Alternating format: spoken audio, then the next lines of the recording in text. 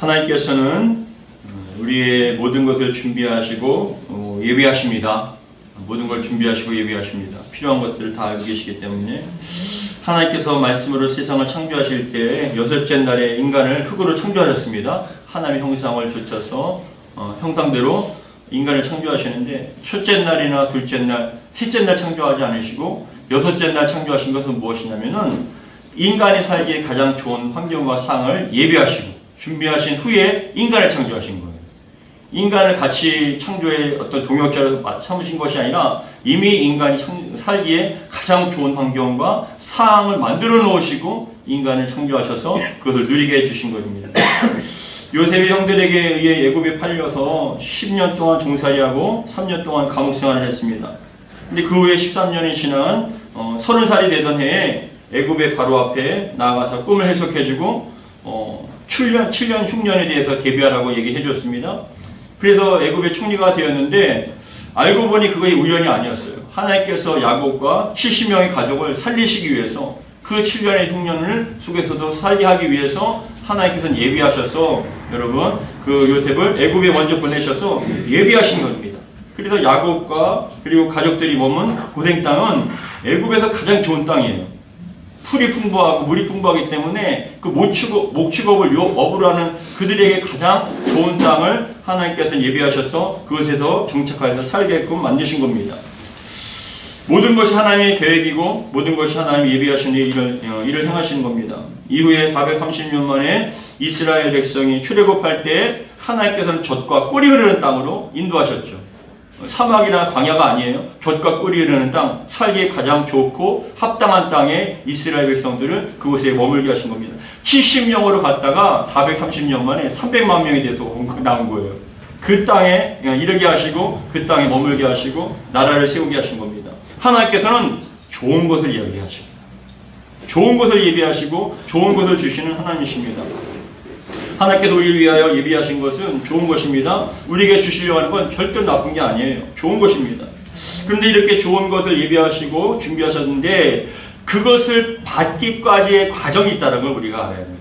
오늘 본문의 말씀을 통하여서 하나님께서 예비하시고 준비하신 가장 좋은 것, 가장 선한 것, 가장 합당한 것을 주시기 위한 그러한 과정이 필요한데 우리가 이 과정을 통하여서 알을 통하여서 우리가 온전하게 준비되고 온전히 예비하고 온전히 그것을 여러분 과정을 잘 거쳐서 모든 것들을 다 받아들이는 저와 여러분 되기를 주의 이름으로 축복합니다. 모르고 그냥 지나가는 것과 알고 그것을 잘 감당하는 것과 완전히 틀리기 때문에 그렇습니다. 오늘 우리에게 주시는 말씀, 하나님께서 예비하신 것, 좋은 것을 누리기까지의 과정 가운데 첫 번째는 바로 그겁니다. 첫 번째, 먼저 믿음이 있는가를 시험하세요. 좋은 것을 주시기 전에, 예비한 것을 누리기 전에 먼저 하시는 것이, 가장 먼저 하는 것이 믿음이 있는가를 시험하신다는 것입니다. 하나님께서는 무엇을 주시기 전에 항상 먼저 시험을 하세요. 합당한가? 받을만한가? 준비됐는가? 그것을 먼저 시험하세요. 과연 이 사람이 과연 이것을 내가 준 것을 받아 누릴 만한 자격이 있는가? 준비가 됐는가? 그릇이 됐는가를 항상 시험을 통해서 그것을 테스트하십니다. 오늘 본문 앞에 보면 아브라함이 드디어 100세 때 얻은 아들입니다. 75세 때 갈대아우를 떠나면서 너에게 큰 민족을 이루겠다고 약속하신 그 75세 때를 거쳐서 25년 만에 이삭을 주셨어요. 근데 이삭을 주셨는데 하나님께서는 어떻게 하시냐? 우리 1절과 2절, 22장 1절과 2절 같이 한번 읽어보겠습니다. 창세기 22장 1절과 2절 같이 읽겠습니다. 시작. 그 일 후에 하나님이 아브라함을 뭐라고요? 시험하시려고 그를 부르시며 이때 아브라함아 하시니 그가 이르되 내가 여기 있나이다. 2절에 여호와께서 이르시되 내 아들 사랑하는 독자 이삭을 데리고 모리아 땅으로 가서 내가 내게 일러준 산에 거기서 그를 뭐라고요? 번제로 드리라. 번제로 드리라. 100세 때 낳은 아들 아닙니까? 힘들게 얻은 아들이에요. 사라의 나이 90세, 아브라함의 나이 100세 때 힘들게 낳은 아들인데 눈에 넣어도 아프지 않고 너무나 존귀한 자녀들 아닙니까? 근데 이 존귀한 아들을 어떻게 합니까? 번제로 드리라는 거예요. 모리아 산에 가서 번제로 드리라 라고 말씀을 하십니다. 그런데 그 번제로 드리라는 것은 죽이는 것이 목적이 아니라 1절에 뭐라고요? 아브라함의 믿음을 시험하신다고. 1절에 분명히 나와 있습니다. 하나님 그 일에 하나님이 아브라함을 시험하시려고. 이 시험한다는 게 굉장히 중요한 거예요. 무엇을 주시기 전에 먼저 시험을 하시는 거예요. 여기서 보면은 사단 마귀가 주는 유혹과 시험과는 다른 거예요. 사단 마귀는 시험하는 건 우리를 죽이려고 하는 거예요. 유혹, 템테이션, 무너뜨리고 망가뜨리고 죽이려고 하는 시험이 바로 사단 마귀의 시험입니다. 예수님께서 40일 동안 금식하신 후에 광야에서 사단이 다가와서 시험하셨습니다. 무너뜨리기 위해서 그런 거예요. 신앙을 무너뜨리고 사명을 무너뜨리고 죽이기 위해서 그런 시험을 했는데 주님께서 말씀으로 승리하셨습니다. 근데 중요한 것은 하나님께서 하시는 시험은요, 죽이려고 하는 것이 아니라 과연 믿음이 있는가 없는가. 더 중요한 구체적으로 말씀을 드리면 이 믿음이 있는가 없는가 뿐만이 아니라 진짜인가 가짜인가. 말로는 믿는다고 하는데 그게 말뿐인 믿음인가 행함으로 나타나는 순종의 믿음인가. 진짜인가 가짜인가. 진정 말뿐인가 아니면 행함이 있는가. 그것을 먼저 테스트하신 후에 주신다는 것입니다. 여러분, 하나님께서 하시는 이 시험은 일종의 테스트죠. 대학교 가려면 수능시험을 봐야 돼요. 그렇죠? 대학교 가려면 수능시험을 봐야 됩니다. 아무나 들어가지 못해요. 회사에 입사하기 위해서는 면접부터 시작해서 서류 그리고 시험까지 봅니다. 근데 그러한 시험들은 왜 보냐? 그 사람이 그것을 할 만한 자격이 있는가, 능력이 있는가를 테스트하는 거예요. 시험을 통해서 그 사람을 진가를 알고 실력을 알기 위한 것입니다. 하나님께서는 우리에게 무엇을 주시기 전에 먼저 뭐라고요? 그것을 누릴 만한 자격이 있고 능력이 있고 그럴 만한 그릇이 됐는가, 준비됐는가를 먼저 시험하신다는 겁니다. 잘 우리가 인식해야 됩니다. 이삭을 죽이는 것이 목적이 아니라 25년 동안이나 기다린 끝에 얻은 그 귀중한 아들이라 할지라도 하나님께서 말씀하시면서 온전히 드릴 수 있는가, 그것을 시험하시는 거예요. 궁극적으로 무엇이냐? 그것을 누리는 이삭보다 그것을 주신 하나님을 더 사랑하는가, 그 하나님 말씀에 순종할 수 있는가, 그것을 보시는 거예요. 그래서 3절 우리 같이 읽겠습니다. 3절입니다. 시작. 아브라함이 아침에 일찍이 일어나 나귀의 안장을 지우고 두 종과 그의 아들 이삭을 데리고 번제에 쓸 나무를 쪼개 가지고 떠나 하나님이 자기에게 일러주신 곳으로 가더니 라고 합니다. 여기서 상징적으로 3절에 아브라함이 아침에 일찍이라고 나오잖아요. 아침에 일찍 일어난다는 게 뭐냐? 갈등하지 않았다는 거예요. 밤새도록 기도했을 거예요. 밤새도록 기도하지 않았겠습니까? 아들이 죽고 있는데.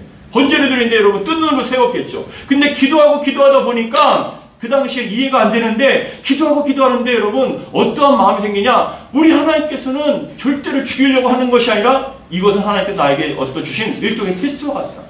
하나님께 주신 분도 하나님이신데 가져간 것도 하나님이신데 더 좋은 걸 주시지 않겠냐는 그런 믿음으로 여러분 기도하다 보니까 믿음이 생긴 거예요. 하나님에 대한 믿음이 생기고 그거에 대한 어떤 순종이 생기는 거예요. 그러니까 여러분 아침 일찍 갈등하지 않고 일찍 일어나서 여러분 그것을 드린 겁니다. 부끄러운 일이지만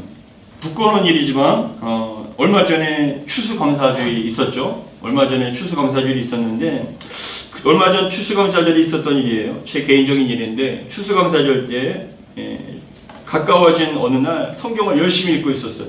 제가 추수감사절이 가까운 10월달이었으니까 셋째 주였으니까 성경을 열심히 읽고 있는데 제 마음속에 갑자기 뜬금없이 20이라는 숫자가 생각나는 거예요. 성경을 막 읽고 있는데 추수감사절이 가까웠어요.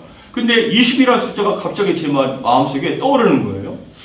도대체 이게 무슨 20이지? 라고 그냥 저는 별게 그렇게 크게 중요하지 않게 대수롭지 않게 그냥 지나갔는데 근데 마음속에서 계속 20이라는 숫자가 머리와 마음속에 사라지질 않아요.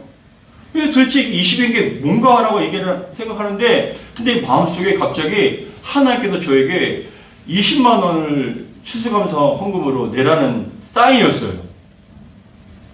20만 원을 저한테 추수감사절로 내라는 사인이었어요. 근데 이게 도대체 왜 그런가 하고 순간 당황했습니다. 왜냐하면은 추수감사주일이 11월 26일이에요. 16일이죠. 셋째 주. 11월 셋째 주인데 근데 저와 아내가 결혼한 날이 11월 말이었거든요. 결혼기념일이 11월 말이었어요. 근데 매년 결혼기념일이 되면 전 나름대로 용돈을 모아서 아내한테 선물을 해주거나 맛있는 걸 좀 먹기도 하는 그런 날로 제가 준비를 좀 하거든요. 매년마다. 근데 이번에는 참 많이 힘들었잖아요. 이번 연도 많이 힘들고 어려웠기 때문에 또 돈이 없었고 정말 사례비 제대로 받지 못해 돈이 없었는데 겨우겨우 모아서 모은 게 20만 원이었던 거예요. 비상금으로 모아서 모았던 게 20만 원이에요. 1년 동안 모은 게. 근데 그 20만 원을 그냥 이렇게 어떻게 하다가 모았는데 그 20만 원을 이제 결혼기념일 때 그래도 뭘 사주거나 뭘 먹으러 가야지라고 생각을 했는데 하나님께서 다짜고짜 20만 원을 헌금하라고 하니까 제가 마음이 당황한 거예요. 그래서 웃기지 않습니까, 여러분? 몇천만 원, 몇억만 원 이렇게 준비해서 교회가 몇십억짜리 교회 공사를 해서 주셨는데 그 20만 원대를 제가 당황을 해서 갈등하기 시작한 거예요. 그래서 하나님한테 실갱이 한다는 자체가 웃기지만 하나님한테 사실 쉽지가 않았어요. 왜냐면은 하나님, 저 이거 좀 아내한테 그래도 위로해주고 싶고 해주고 싶은데 아니 근데 20만 원을 다 달라면 어떡하십니까? 하면서 제가 뭐라고 했는지 아십니까? 좀 10만 원만 드리면 안 되니까. 진짜예요. 좀 10만 원만 드리면 안 될까요? 했더니만 하나님께서 말씀 없으시죠. 근데 20이라는 숫자가 안 주어지는 거예요. 마음이 너무 불편해요. 그래서 20만 원 다 드려야 되는가? 그러면 결혼기념일 때 아무것도 할 수 있는 게 없는데 밥 한 끼라도 사줄 수 없는데 너무 미안한데 해서 며칠 동안 그렇게 하다가 마음이 갈등하다가 하나님 순종해야죠. 당연히 순종해야죠. 해서 20만 원을 준비해서 추수감사 헌금으로 이제 드렸어요. 근데 제 마음속에 성경 한 구절이 딱 떠오르게 해주시더라고요. 하나님께서 고린도후서 9장 7절 말씀이거든요. 뭐라고 말씀하시냐면 각각 그 마음에 정한 대로 할 것이요 인색함으로나 억지로 하지 말지니 하나님은 즐겨내는 자를 사랑하시느니라. 그 말씀을 딱 주시는 거예요. 주신 게 얼마인데? 예수님께서 우리 살리기 위해 핏값이 얼마인데? 받은 게 얼마인데? 그 20만 원 아까 드리는 걸 갈등한다는 자체가 너무나 창피했지만 그게 우리의 현실이었다는 거 아니겠습니까? 성도 여러분, 하나님께서 여러분들에게 좀 무리한 것처럼 느낄 수 있는 헌신과 섬김, 어떤 희생을 요구하는 것 같습니까? 그러한 요구와 헌신이 부담스러우십니까? 합당하지 않게 느껴지나요? 내 상황과 형편 아시는데도 왜 이렇게 무리한 요구를 하십니까? 라고 그렇게 생각되나요? 시험에 들지 마세요. 더 좋은 것을 주시기 위한 과정이에요. 여러분들이 그것까지도 감사함으로 인색하지 않고 억지로가 아니라 감사함으로 드릴 수 있는가? 그 중심을 보시는 거예요. 드리고 나니까는 얼마나 감사한지 몰라요. 그래서 제가 사모님한테 사모님 사실은 나 당신 결혼기념일로 쓰려고 20만 원 모아놨는데 드리라고 하니 어떻게 해야 되겠어? 감사헌금 그거 추수감사헌금으로 드렸어요. 원래 우리 가정으로 드리는 게 또 있어요. 자녀들 놓고 다 드리거든요. 근데 또 하나님께 추가적으로 저한테 또 드리라고 하니까 드렸어. 당신 결혼기념할 때 아무것도 못 해주네. 미안해. 그냥 그러고 지나갔어요. 근데 중요한 것은 하나님께서 원하시면 무엇이든지 드릴 수 있는 것이 하나님께서 기뻐하시는 모습이라는 거예요. 갈대와 여러분 갈등하지 마시기 바랍니다. 믿음의 테스트예요. 분명히 여러분들이 어떠한 좋은 것을 주시기 전에 예배하시고 더 아름다운 것을 주시기 전에 그것을 누릴 만한 받을 만한 자격이 있는가 믿음의 테스트를 하세요. 그 테스트를 거쳐야만 통과해야만 그 영혼에게 예배한 것들을 다 받아 누릴 수가 있다는 걸 잊지 마시고 하나님께서는 가장 먼저 믿음을 테스트하십니다. 그 믿음의 테스트를 잘 통과하시기를 주의 이름으로 축복합니다. 그리고 저와 여러분에게 주시는 말씀, 어떠한 예비하신 것을 주시기 전에 과정이 두 번째가 바로 행함으로 믿음을 증거하라는 거예요. 행함으로 믿음을 증명하라. 말뿐의 신앙은 진정한 신앙이 아니에요.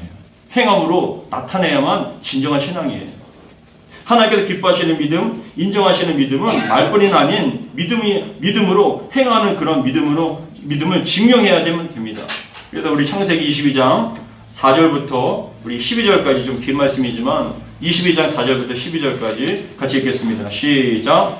제3일에 아브라함이 눈을 들어 그것을 멀리 번지라. 이에 아브라함이 종들에게 이르되 너희는 나귀에 함께 여기서 기다리라. 내가 아이와 함께 저기 가서 예배하고 우리가 너희에게 돌아오리라 하고 아브라함이 이에 번제나무를 가져다가 그 아들 이삭에게 지우고 자기는 불과 칼을 손에 들고 두 사람과 동행하더니 이삭이 그 아버지 아브라함에게 말하여 이르되 내 아버지여 하니 그가 이르되 내 아들아 내가 여기 있노라. 이삭이 이르되 불과 나무는 있거니와 번제할 어린 양은 어디 있나이까? 여러분, 아들이 해맑게 아버지 번제는 어디 있나요? 어린 양은 어디 있나 했을 때 그 이삭이 번제잖아요. 이삭을 드려야 되잖아요. 아브라함의 마음이 얼마나 찢어지고 아프겠습니까? 그럼에도 드리는 거예요. 그럼에도 순종하는 거예요. 믿음은 말뿐인 게 아니에요. 행함으로 나타내야 됩니다. 그래서 8절 얘기합니다. 같이 읽겠습니다. 시작. 아브라함이 이르되 내 아들아 번제할 어린 양은 하나님이 자기를 위하여 친히 준비하시리라 하고 두 사람이 함께 나아가서 하나님이 그에게 일러주신 곳에 이른지라. 이에 아브라함이 그곳에 제단을 쌓고 버려놓고 그 아들 이삭을 결박하여 제단 나무 위에 놓고 손을 내밀어 칼을 잡고 그 아들을 잡으려 하니 여호와의 사자가 하늘에서부터 그를 불러 이르되 아브라함아 아브라함아 하는지라. 아브라함이 이르되 내가 여기 있나이다 하매 사자가 이르되 뭐라고요? 그 아이에게 내 손을 대지 말라. 그에게 아무 일도 하지 말라. 내가 내 아들 독자까지도 내게 아끼지 아니하였으니 내가 이제야 내가 하나님을 경외하는 줄 아노라. 말뿐이 하나님 사랑합니다가 아니라 정말로 행함으로 실천했을 때 내가 말뿐이나 아닌 진정한 신앙과 믿음이었구나라는 것을 확인하시고 여러분 축복하시는 거예요. 여기 나오잖아요. 내가 이제야 뭐라고 얘기합니까? 내가 하나님을 경외하는 줄 아노라 확신한다는 거예요. 그동안 말뿐이었고 또 말만 얼마만큼 걸쳐갑니까? 얼마만큼 여러분 많은 걸 합니까? 근데 실천으로 행함으로 나타날 수 있는 믿음인가를 하나님께서 확인하시는 거예요. 내가 이제 말뿐이 아닌 신앙이 아니라 정말 나한테 드릴 수 있는 그런 신앙이라는 것을 여러분 확인하시고 도장을 찍으시는 거예요. 야고보서 2장 21절에서 24절이 다음과 같이 얘기합니다. 우리 조상 아브라함이 아들 이삭을 제단에 바칠 때 행함으로 의롭다 하심을 받은 것이 아니냐. 행함으로 의롭다 함을 받은 거 아니냐. 그게 진짜 믿음이라고 인정받았다는 거예요. 내가 보거니와 믿음이 그와 함께 일하고 행함으로 믿음이 온전하게 되었느니라. 이에 성경에 이른 바 아브라함이 하나님을 믿으니 이것을 의로 여기셨다 함을 이루려고 그는 하나님의 것이라 칭함받았으니 이러보건대 사람이 행함으로 의롭다 하심을 받고 믿음으로만은 아니니라. 믿습니다 하는데 드리는 게 없어요. 행함이 없어요. 그건 진정한 믿음이 아니라는 거예요. 여러분, 행함으로 나타나기를 주님 청합니다. 순종으로 여러분의 믿음의 진가를 나타내시기 바랍니다. 진짜인가 가짜인가 테스트하실 때, 네가 정말 말뿐인가 아니면 행할 수 있는가라고 테스트하실 때 행함으로 여러분들이 그 신앙과 믿음을 증명하시기 바랍니다. 그러면 주시는 거예요. 그러면 주시고, 믿는다고 하면서 불안하고, 믿는다고 하면서 두렵고, 믿는다고 하면서 믿지 못하고, 행하지 못하면 진정한 믿음이 아니라는 거예요. 예전에 제가 여의도 순복음교회 조영기 목사님, 그 조영기 목사님 참 좋아하거든요. 근데 목사님이 설교하시는데 예전에 설교를 하시는데 지금 기억나요. 서대문에서 불광동에 계시다가 서대문에서 목회를 하시고 하는데 그때 막 그 부흥회 때 막 사람들이 밀물듯이 몰려왔으니까요. 근데 어떤 한 청년이 위궤양 때문에 죽게 됐대요. 위궤양 때문에도 죽을 수 있나 봐요. 근데 죽게 되는 상태에서 그 청년이 찾아온 거예요. 살려달라고. 근데 막 그 집회를 하시고 막 말씀을 전하시는데 믿으면 구원받는다, 고침받는다, 회복될 수 있다라고 막 설교를 하시고 막 하는데 그 청년이 벌떡 일어나면서 목사님이라고 얘기해요. 조용히 목사님 설교하시는데 끝난 목사님! 그러면서 저 고침받았습니다! 그렇게 외치더래요. 그래서 목사님이 그런 줄 알고 야 할렐루야 하는데 그 청년이 목사님 저 고침받았습니다! 라고 얘기를 하는데 그 다음에 하는 얘기가 뭐라고 하냐면 그런데 안 믿어집니다. 고침받았다고 믿고 싶은데 안 믿어진다는 거예요. 목사님 저 고침받았습니다 하고 일어났는데 근데 뭐라고 하냐면 그런데 목사님 안 믿어집니다. 믿고 싶은데 안 믿어진다는 거예요. 행함으로 나타나고 싶은데 행할 능력이 없다는 거예요. 내 안에서는 믿고 싶은데 믿어지지가 않는다는 거예요. 그러니까 고침받을 수가 없죠. 이게 참 곤란하지 않습니까? 저 그 얘기 듣고 얼마나 웃었는지 몰라요. 근데 애달프잖아요. 목사님 고침받았습니다. 여러분들도 기도할 때, 제가 안수 기도할 때 목사님 고침받았습니다. 근데 아픕니다. 목사님 고침받았습니다. 근데 해결 안 되고 아파요.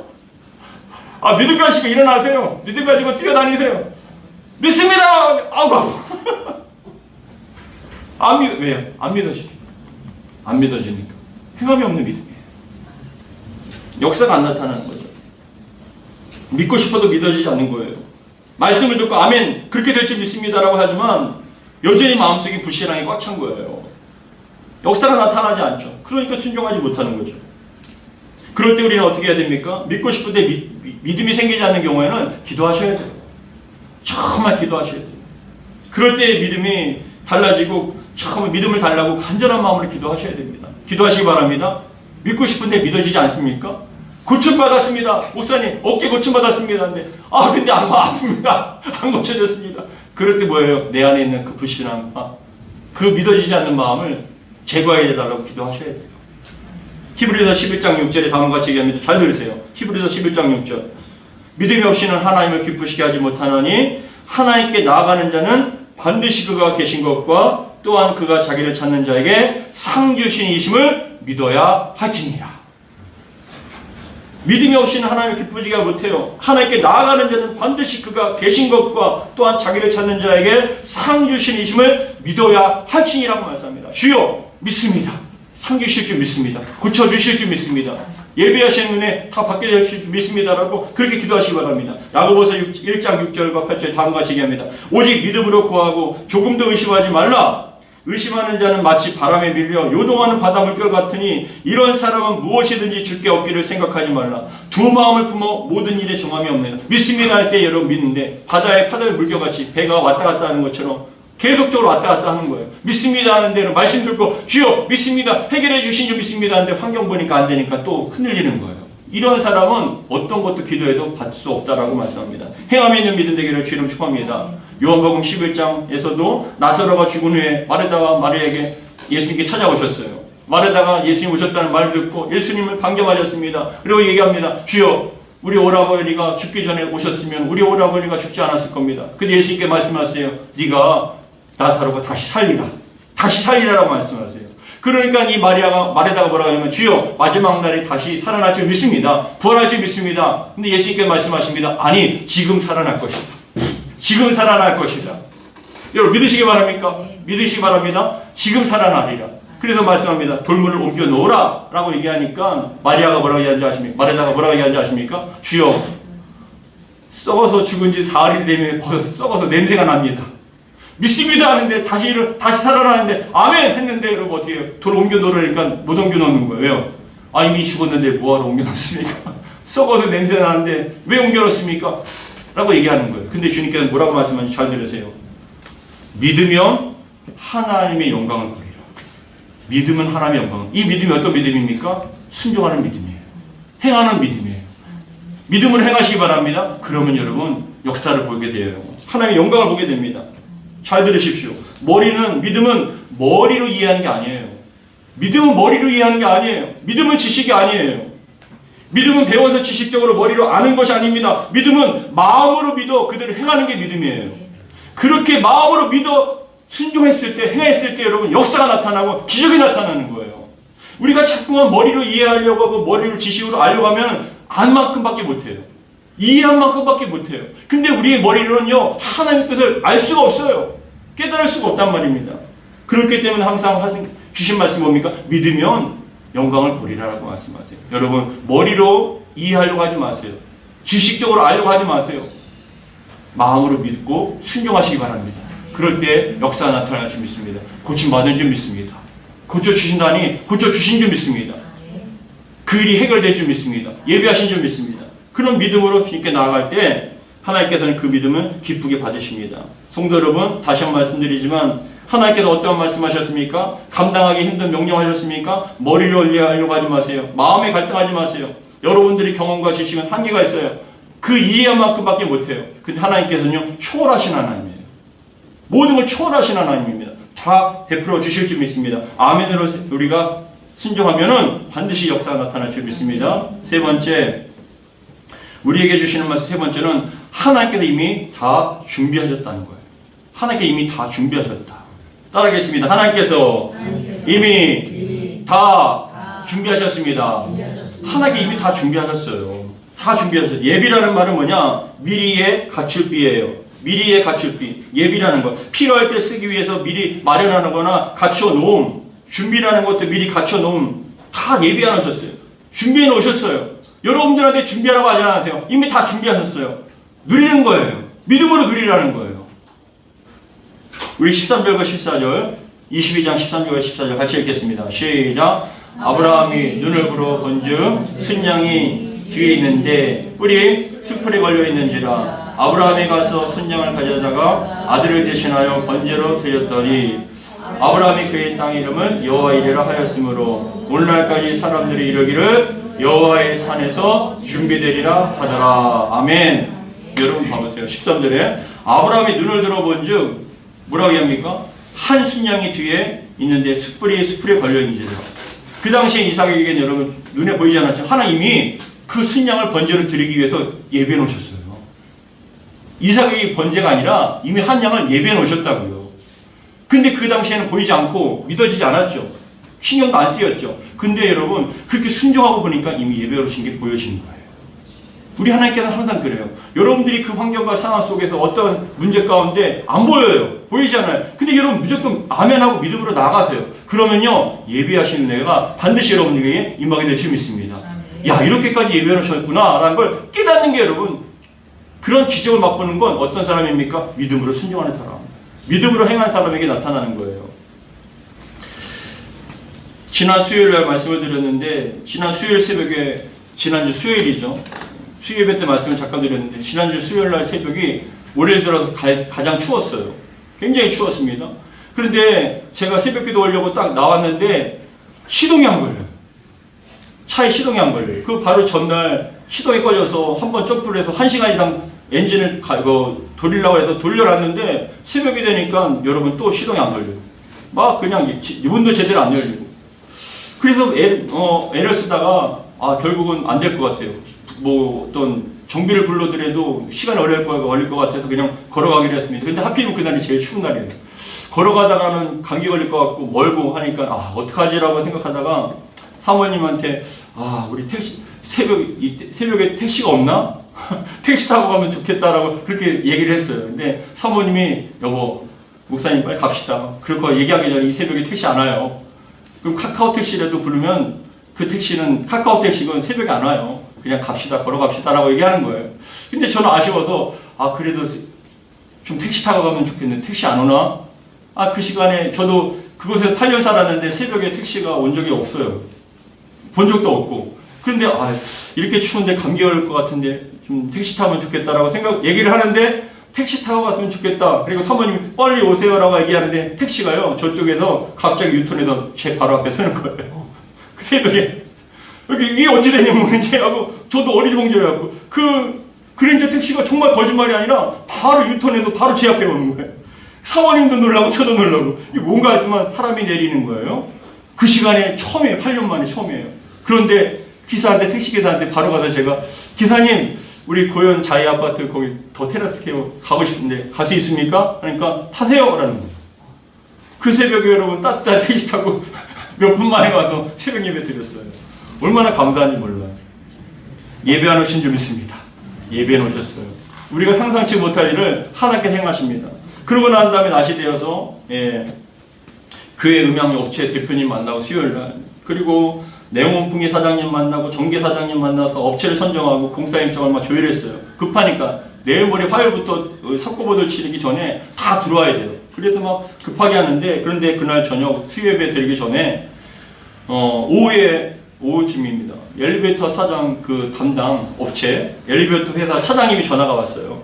그 엘리베이터 차장님이 뭐냐면 목사님 건설 담당자가 12월 말까지 엘리베이터 검사를 신청하라고 좀 했는데, 근데 이게 12월 말까지 엘리베이터 신청하는 것도 불가능하고 잔금을 저희가 받지 않으면 엘리베이터는 검사할 수 없습니다라고 얘기하는 거예요. 잔금을 못 받으면은 검사 자체가 신청할 자체가 안 됩니다라는 거예요. 그래서 엘리베이터 잔금을 주셔야만 제가 이거 검사를 신청합니다. 그래서 제가 몰고 그래도 좀 나중에 하면 안 되니까 안 된대요. 근데 지금 검사 신청하면 목사님 돈을 내서 잔금을 치러서 받아야만 검사 신청을 하고 좀 날짜라도 빨리 앞당길 거 아니겠습니까? 근데 잔금을 안 주시면은 이거 신청 안 됩니다. 그러면 공사가 12월 말에 끝나더라도 엘리베이터 때문에 준공을 낼 수가 없어요. 언제가 될지 모르는 또 넘어가는 거죠. 그런 상황 속에서 좀 되도록이면 그 담당 건설 담당자가 12월 말까지 해달라고 하는데 아무래도 잔금을 치르셔야만 그게 가능합니다라고 얘기하시니까 알겠습니다라고 얘기하는 거예요. 그러고 난 다음에 여러분 그때부터 사모님과 기도하면서 여기저기 전화를 했어요. 혹시 빌릴 수 있을까? 근데 안 돼요. 다 돈이 안 되고 어떤 분은 몇백만 원 하지만 그게 턱없이 부족하고 어떻게든지 해야 되는데 안 돼요.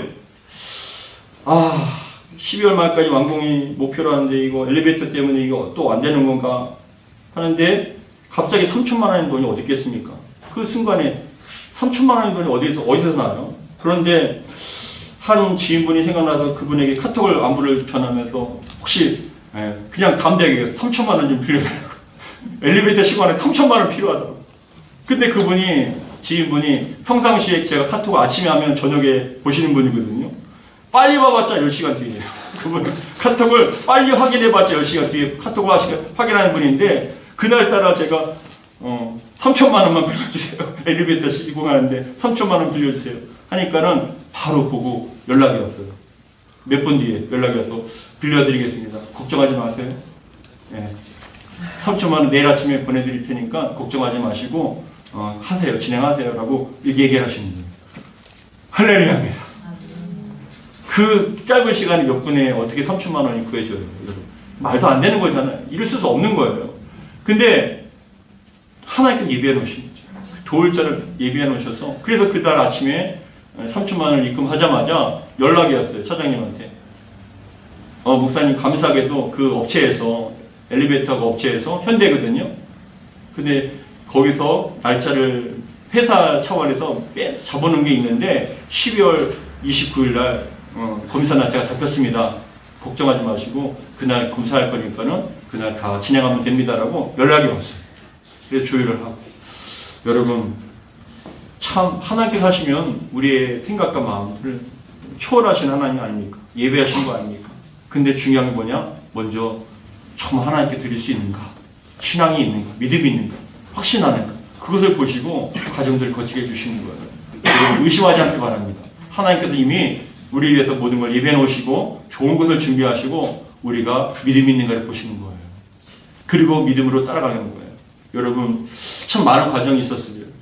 성경 읽고 정말 기도하고 하나님 그 형상에 가서 추운데도 불구하고 손이 찢어질 정도로 그 손을 흔들면서 기도하며 그런 상황 가운데 또 믿음으로 순종하고 하나님께도 드리라고 드리고 가라면 가고 하다 보니까 하나님께서 여러분 자꾸만 그러한 모습들을 믿음을 테스트를 하신 것 같아요. 우리 교회가 그걸 받을 만한 능력이 있는가?